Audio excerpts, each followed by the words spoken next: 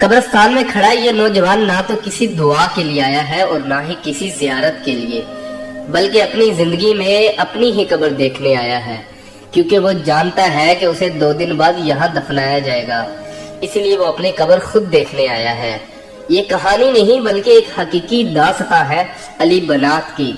علی بنات کو جب پتا چلا کہ اسے 4 ماہ سے کینسر ہے اور اس کے پاس کچھ ہی مہینوں کا وقت ہے، ہائے یہ زندگی میں کیسا موڑ آ گیا، تو اس نے سب سے پہلے اپنا کاروبار جو ایک کامیاب ترین کاروبار تھا اس کو بیچ دیا، پھر دنیا کی مہنگی ترین گاڑیاں، گھڑیاں اور اپنا سارا سامان جو اس کے زیر استعمال تھا، جو اس نے اپنے شوق سے خریدا تھا، وہ سب کچھ اللہ کی راہ میں چیریٹی کر دیا، اور اپنی ہی زندگی میں ایک پروجیکٹ بنایا جس کا نام مسلم اراؤنڈ دا ورلڈ تھا۔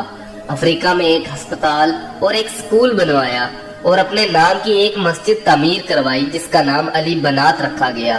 خلت في أيامك ذكرى يبقى يرقى يغدو عبقى۔ علی بنات کا کہنا ہے کہ کینسر اللہ تعالیٰ کی طرف سے میرے لیے ایک تحفہ ہے جس سے میں نے اپنے رب کو پا لیا، کیونکہ ایک دن تو مرنا ہی تھا، تو کیا فرق پڑتا ہے ابھی جاؤں یا کل جاؤں۔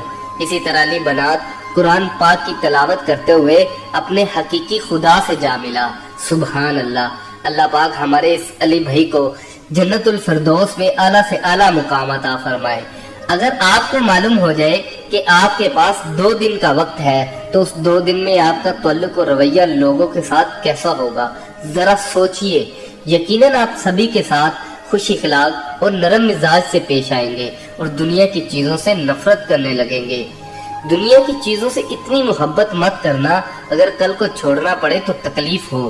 آزمائشیں تو ہمارے نبیوں پر بھی آئی ہیں، آزمائش کبھی بھی آ سکتی ہے، یہ دنیا بھی ایک آزمائش ہے۔ دنیا کا ہر کام کریں لیکن ایسا کام نہ کریں جس سے اللہ ناراض ہو جائے۔